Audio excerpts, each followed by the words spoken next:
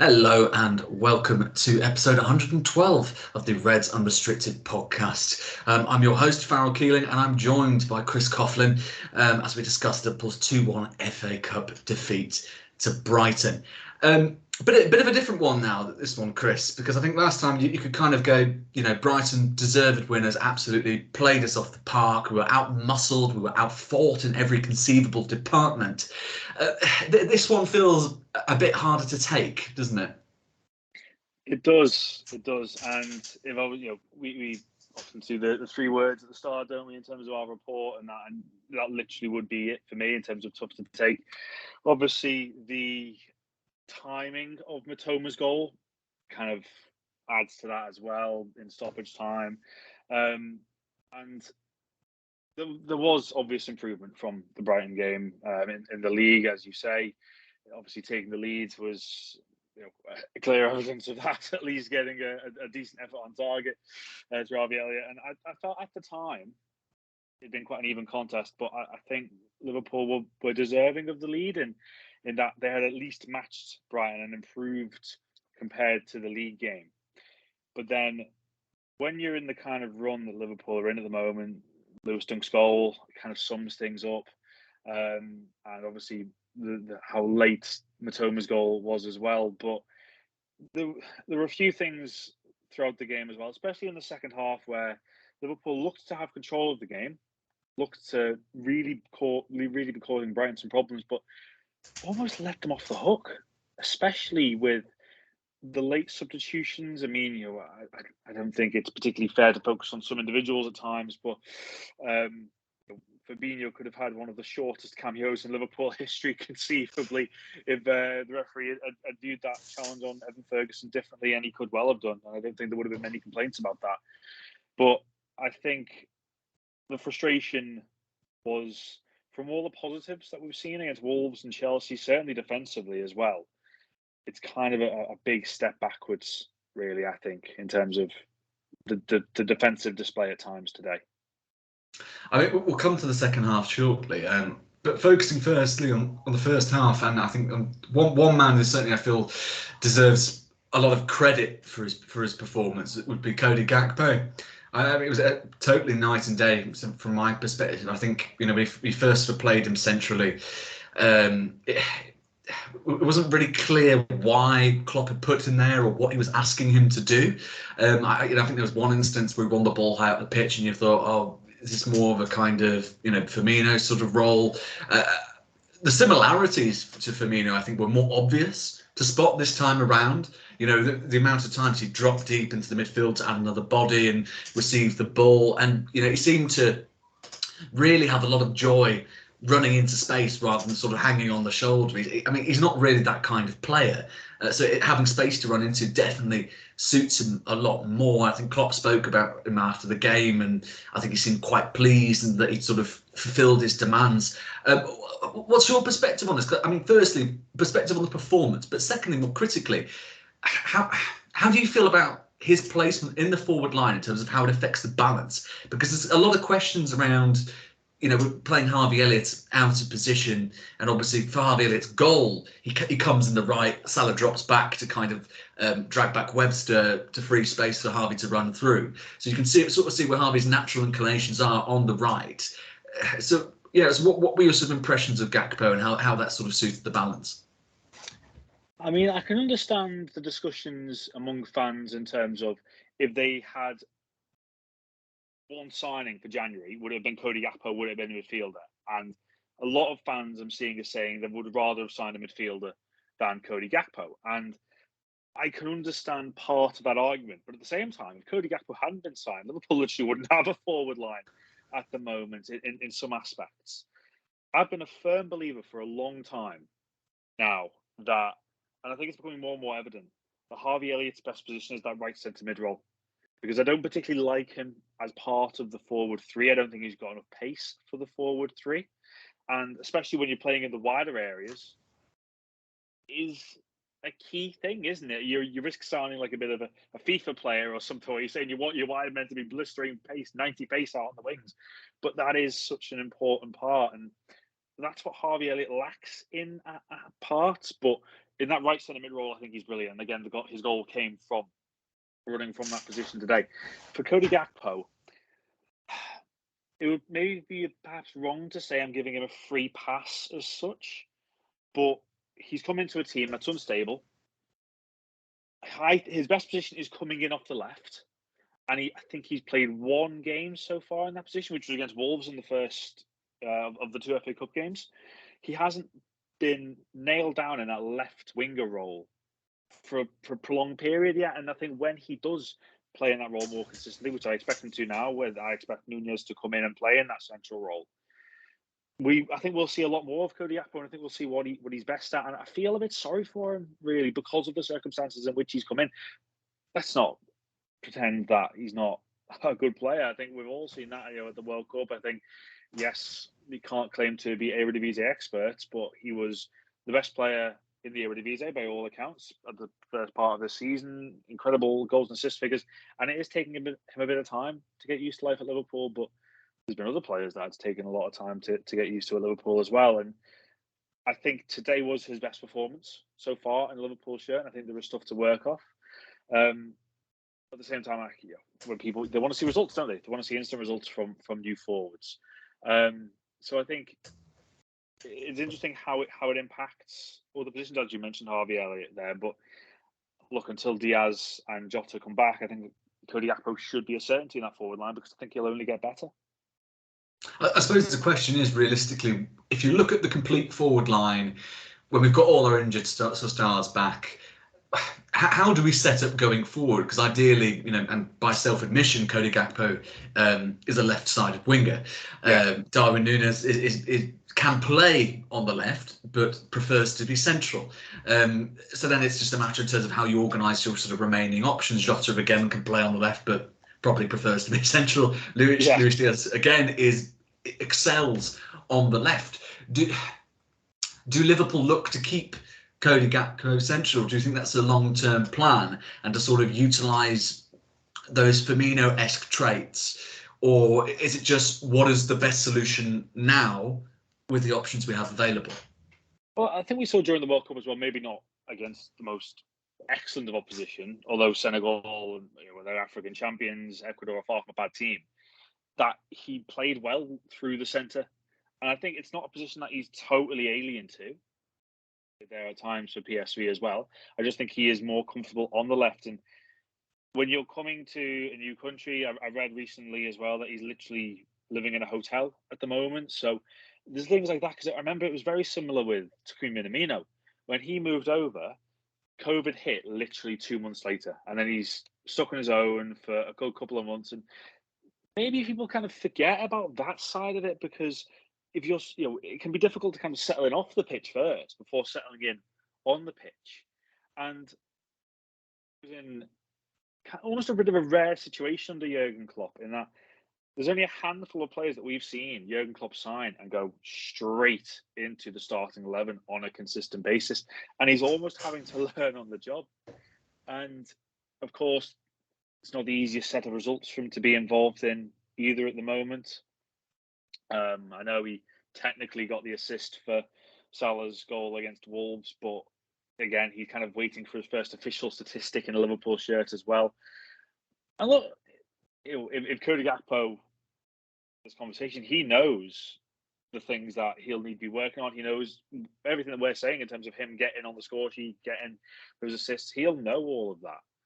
And he'll know as well when Diaz comes back, when Jota comes back, we are so almost left side heavy.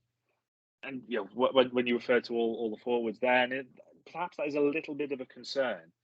But that's where needs to become more accustomed to that central role, because I just see him drifting out to the left so often. Yes, he was more used to that maybe at Benfica, but if Gakpo gets in on the left-hand side, where he's so comfortable, and Nunez becomes more comfortable in the middle, I think we'll see more going forward. But unfortunately for Liverpool at the moment, while they are creating opportunities, the end really is quite a bit of an issue, I feel.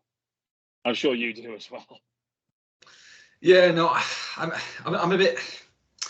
I'm in two minds. It's all well good focusing about forwards, isn't it? But it's just so porous at the back, because again, to not focus on individuals. Mitoma in the league game, against Trent Alexander-Arnold, and you almost saw from early on. The second he got the ball and squared up, well, he knew he had the beating of him. I think he had an enjoyable afternoon again down that side as well, whether it was against Milner, whether it was against Alexander-Arnold. And I think you struggle to watch Mitoma at the moment and not be a big fan of him, and that's the side of the scouting from Brighton. But all over the pitch, I think there are quite a few holes at the back for Liverpool. Do you think that's an issue mainly to do with the lack of support? Because, I mean, Klopp said specifically after the game, he was questioned about Trent Alexander-Arnold's game, and he sort of said, didn't really get the defensive cover he needed. And obviously a lot was made at the time of Henderson's level of contribution in terms of dropping back to sort of plug those gaps when he goes off on his sort of ranging runs. Obviously, it's become sort of more abundantly clear that nowadays Henderson doesn't really have the legs to perform that role to the standard that he used to. So we're in a situation anyway where we're not playing him, we're playing Keita and Bajcetic. Harvey Elliott has been in the midfield, but when we've seen him in the midfield on that right-hand side, he doesn't perform that role again to the same sort of level that we'd expect of a Liverpool midfielder in that sort of typical Klopp system. So is that purely a Trent issue, do you think? And I suppose how would we go about solving that with the current sort of setup? I think he's being a lot more isolated in recent weeks. I think that's fair to say. And again, it sounds like a bit of a recurring theme, doesn't it, talking about the midfield? But the midfield was so crucial in recent years in terms of giving Trent Alexander-Arnold that forward freedom as well. I listened to Dan and David, I think it was a couple of podcasts ago, after the Wolves game, talking about Bajcetic and whether he'd done enough now to start in big games. I believe I would have started him against Chelsea. I know that the guys were a bit reserved on that front, but I would have started him against Chelsea because, again, without individuals, if we're talking about drop-offs in quality, not sure what's happened with Fabinho. Maybe the amount of games last season, of course, and how crucial he has been in recent years. Because even go back to his debut against Arsenal, he was not great that afternoon. But afterwards, he got taken out of the team for a bit, and he was incredible then for a 2-3 year period. And just recently, over the last year or so, the standards that Fabinho has had, and he was the best defensive midfielder in the world at one point for my money, he isn't meeting those standards right now.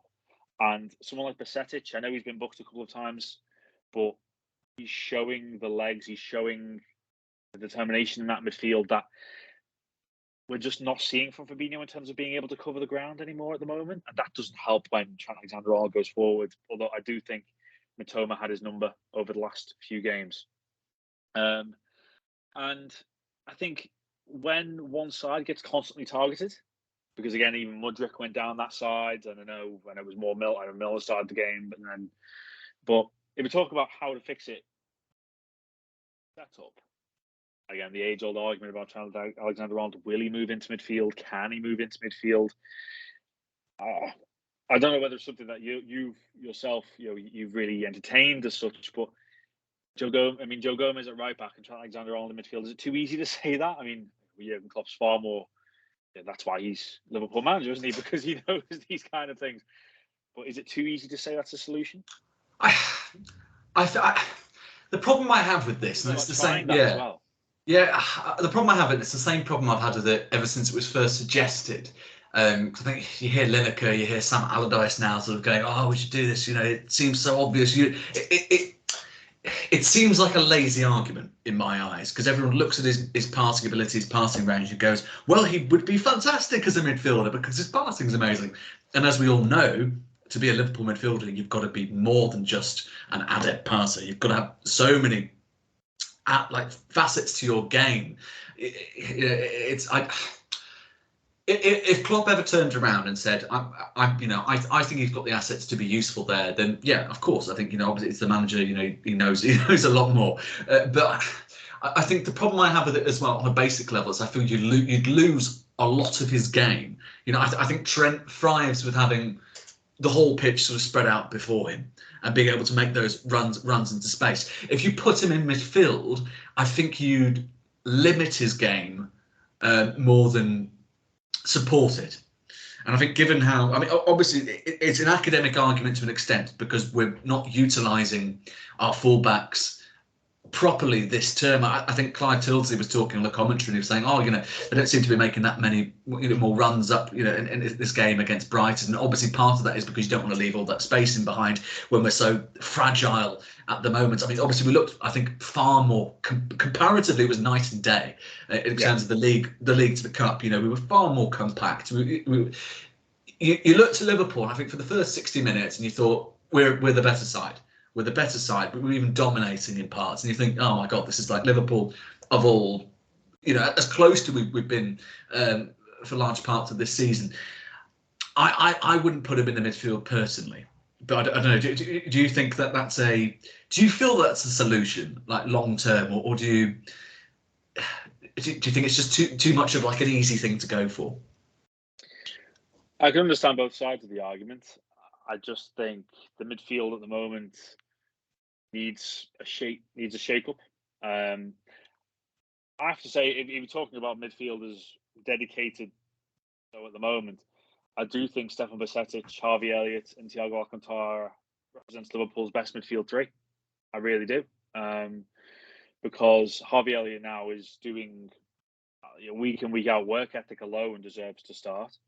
Thiago Alcantara has carried Liverpool's midfield at times when you talk about the amount of tackles he's putting in, the passes. I know it wasn't his best display today, and a lot of criticism on social media came from his maybe sideways passing, backways passing, but it's very difficult to criticise Thiago Alcantara given how much of a role he has played since the World Cup restart in terms of having to do so much. And Bajcetic, as I maintain, deserves to start at the moment. I suppose one thing as well that was noticeable today, the same way that noticeable over the last month or so, even when Liverpool weren't defending great, you were confident in their ability to defend set pieces. And again, today, ultimately, yes, Brighton's first goal was a fortunate deflection, but if you want to be critical about it, both of them came from set pieces, didn't they? And it's the way Mitoma, it's a wonderfully taken goal, but he's left all alone at the back post. And how much of a concern for you is that even with Virgil van Dijk as well, the defending for set pieces was not fantastic. But that's always been something that over the last few years has been the comfort for Liverpool in terms of being able to defend from those situations. I mean, I read something interesting today. Paul Gorse of the Echo was talking about, looking at how the players reacted right at the final whistle. And there just doesn't seem to be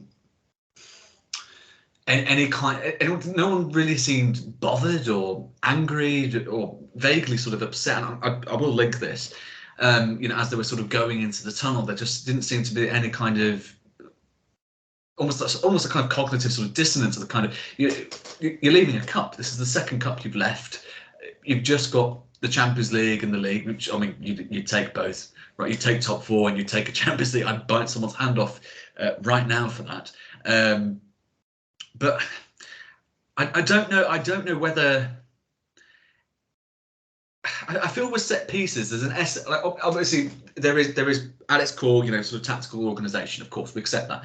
But I think as a part of it, a part of the essence, I think there's a level of fire, a level of like intensity and sort of care. I think it involves in a level. I don't know. You mentioned Mitoma's goal, and you can sort of see him controlling it. Gomez sort of turns his back, thinking he's going to take a shot, and you can see. And I feel like Gomez he's deservedly got some flack for this.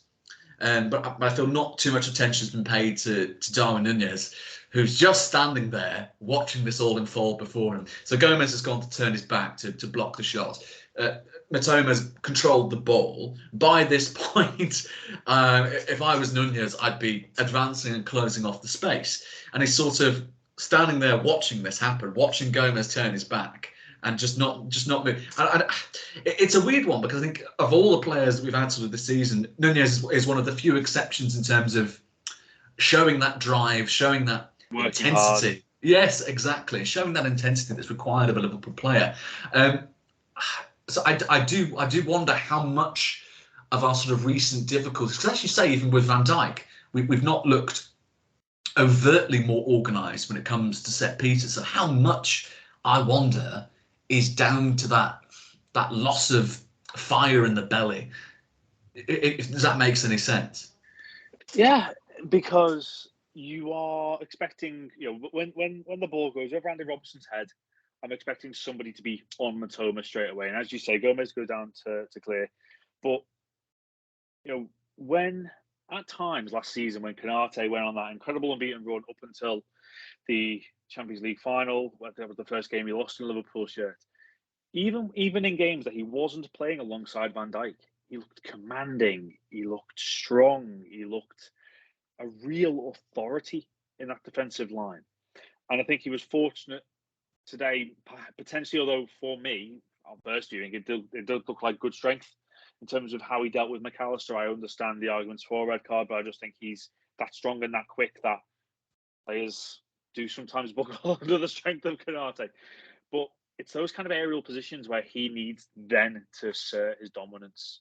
And what I noticed as well, when the cross comes in, the only one trying to attack it. It's almost like what the rest are watching it go over, lands at Mitoma, and the rest is history.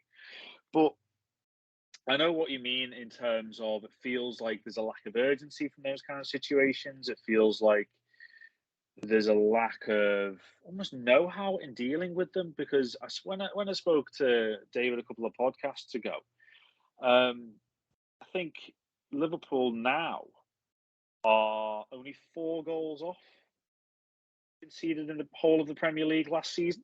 I mean, Liverpool's defensive ability over the last few years, barring the COVID season when every centre half at the club was falling like flies, it was incredible. The defensive effort was brilliant, and I include the fullbacks in that because I do think sometimes Trent Alexander-Arnold has had a bit too much criticism for his defence, for his defensive awareness. I don't think he's been nearly as bad at times what people have said, but this season just seems to have gone a bit awry. I mean, even going back to last month, how often have you seen a goal in the Premier League scored like Kieran Dewsbury Hall's, where just drifts through unguarded and finishes? And I think the defence as a whole, I know I mentioned set pieces, and that is a big concern given that I don't think Liverpool have had those particular concerns in recent years.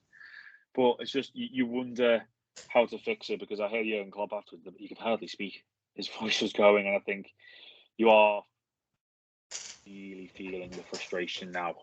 I think more so that he's feeling frustrated and that he's not overly sure how to fix it. And I think Jurgen Klopp, he's more than earned time at Liverpool. He's more than earned loyalty at Liverpool. And you heard the quotes there as well about definitely no more signings in January, which I think is a bit of a blow.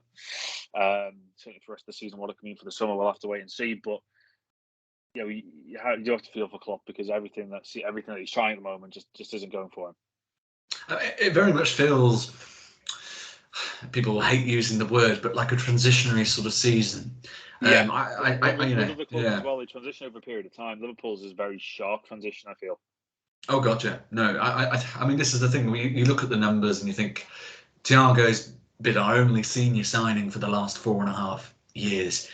You can make an argument about Fabio Carvalho and his long-term position, but realistically, in terms of bolt-on, slot straight into the midfield, it's Thiago Alcantara, which is, you can argue there's mitigating factors. You can look at COVID and the financial impact there, and you can sort of say if that hadn't happened, Liverpool probably would have had another midfielder between that period. But even then, you're looking 3 midfielders, not including Artemello, who are going to be leaving in the summer. We don't really know. Again, we don't really know where Fabio Carvalho's long-term position is. We don't know whether the coaching staff think Harvey Elliott's long-term position is in the midfield. Curtis Jones is a big question mark. I think he's got something to offer, but there's obviously question marks about the extent to which he's a bolt-on to the Liverpool starter. I think probably at the moment, ideally, he wouldn't be. He'd be a squad option. So you're then thinking, right, assuming Liverpool get Champions League football and have the financial capabilities to go toe-to-toe with City and Madrid and Chelsea, perhaps for Bellingham, you think, is that still enough realistically? You need 2 coming in.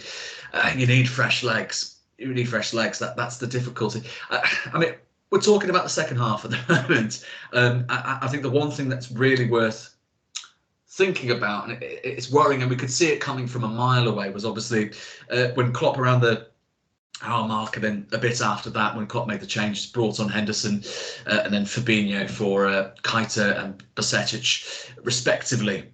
Things seem to more or less instantly go downhill. That sort of compactness and control Liverpool had in midfield just almost vanished. As you said, Fabinho could have been the shortest cameo ever. The worrying thing for me here is if we start Fabinho, Henderson, and then Thiago, say, with them, we look poor right from the beginning. If we play Bajcetic and we play Keita for 60 minutes and then bring them on, we look poor at the end, and then we end up losing the game. I think if both stay on, I think we at least take that to a replay or potentially come away with a win. But it's at the point where you bring on Henderson, you bring on Fabinho, and it's not just affecting the midfield, it's having such a clear impact across the whole park. So how do we go about this? Because Klopp's come out and he said we're not going to make any more signings. So what we've got is going to take us through to the rest of the season. Also, we'll have players coming back, but we've got players coming back in the forward line and the back line. That's it. How does Klopp go about this? Because ideally you'd think, okay, we'll just play that starting midfield, play Bajcetic, play Thiago, play Keita. But you think, well, Keita's made of balsa wood.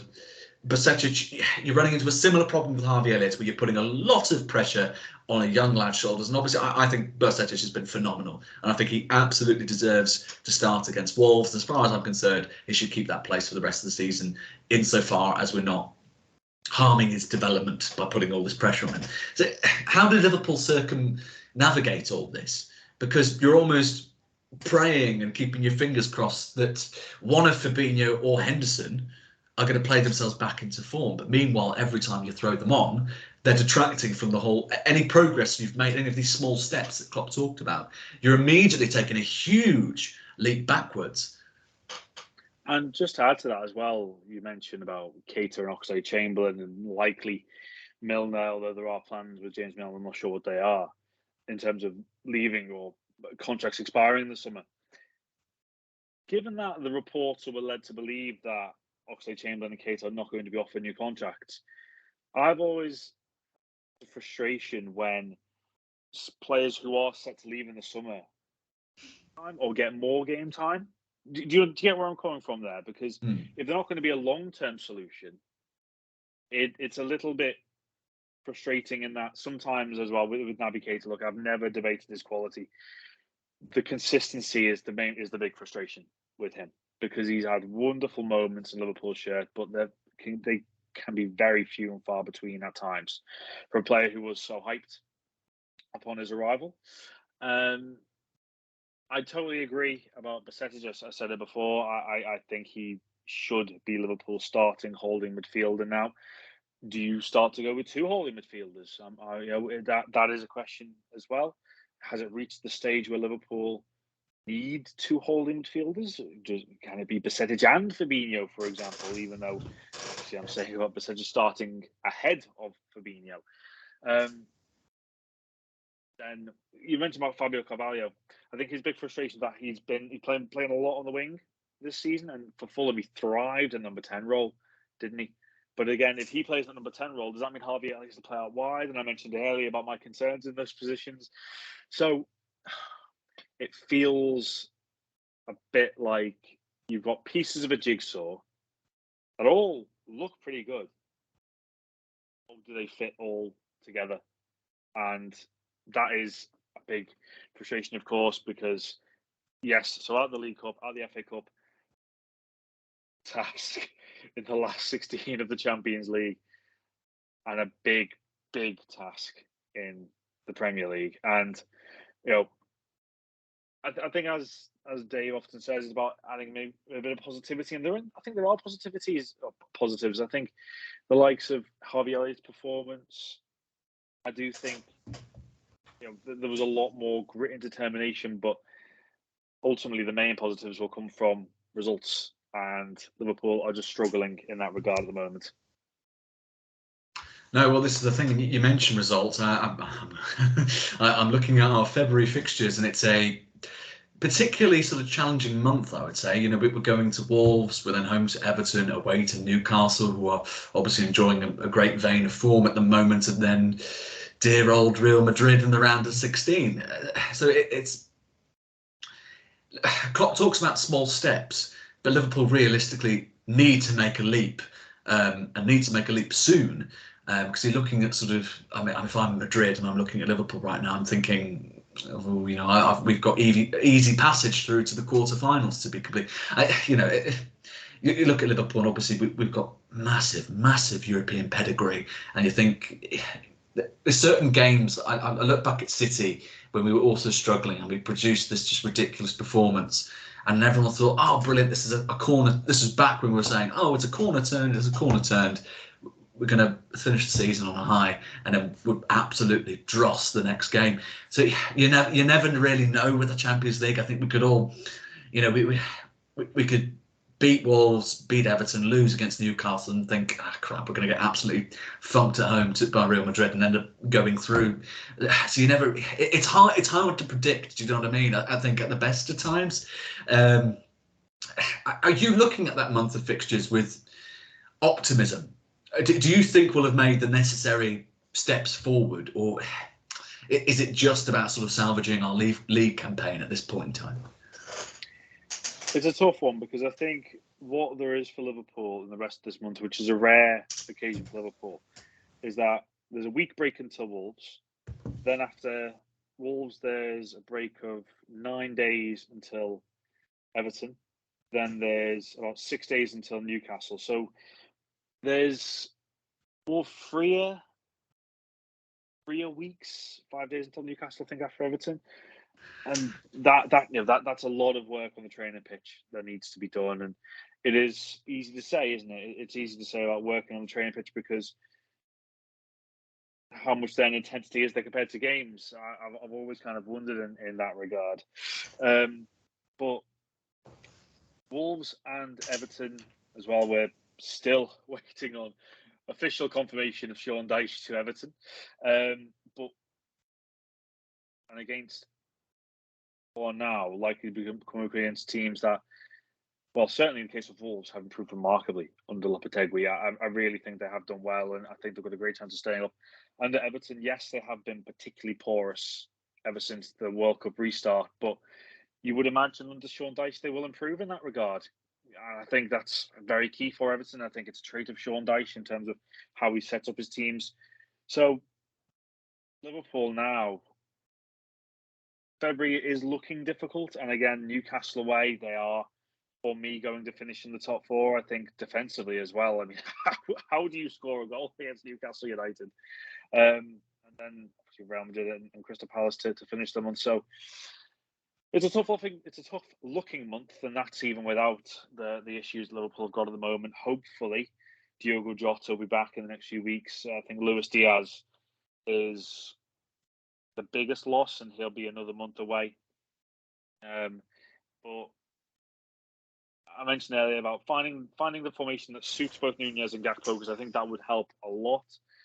And for the midfield, getting a settled midfield three is crucial. And I want to see, for the players that haven't been signed recently, the likes of Henderson, the likes of Fabinho, we want to see reactions from them, not the kind of reactions that we saw today, but you want to see reactions from them, from senior players saying they will react because they're not starting. And that's a bit of a concern in itself as well, to be honest, at the moment. But it's a tough looking month. It's one of them where you've got to go into with a bit of optimism, because there were signs, at least in the attacking side of Liverpool today, that they can cause these teams problems. And again, in the Champions League and Anfield, strange things happen, don't they, for plenty of teams we found out throughout the years. So at the end of the month, I think we'll have a fair indication as to what Liverpool's ambitions for the rest of the season will be. No, absolutely. As you say, it's a challenging month, but if Liverpool can get through relatively unscathed, which is looking decreasingly impossible, provided we continue to make these steps forward. But I think you'd have to feel pretty confident about Liverpool at least making top four, and that's the That's the absolute minimum. I think if you asked, anyone at the state, obviously we'll take a European run. We'll take a European run any day of the week. But I think I'd bite your hand off right now just for guaranteed top four, because I think you just. I suppose we're looking too far ahead in terms of the long game and who we can afford in the summer and all this. But given the quality and the number of legs Liverpool need in the middle of the park, I think top four is an absolute minimum, has to be the end goal and the most important goal of all. But we shall see. It's a packed month of football in February, and I'm sure we'll be there every step of the way to cover it and share our reaction. We've had Chris Coughlin, and I've been your host, Farrell Keeling, on the Reds Unrestricted podcast. If you're catching us on pure audio, feel free to catch us. We'll be on Spotify and that kind of thing. Wherever you're catching your podcasts, leave us a review, a positive review, preferably. That'd be nice. Follow the podcast. And of course, if you're watching this on visual, you can follow us on YouTube. Leave a comment, like, subscribe, and just let us know your thoughts generally on how Liverpool's season is going and what you think Jurgen Klopp should be doing to turn the tide. Take care.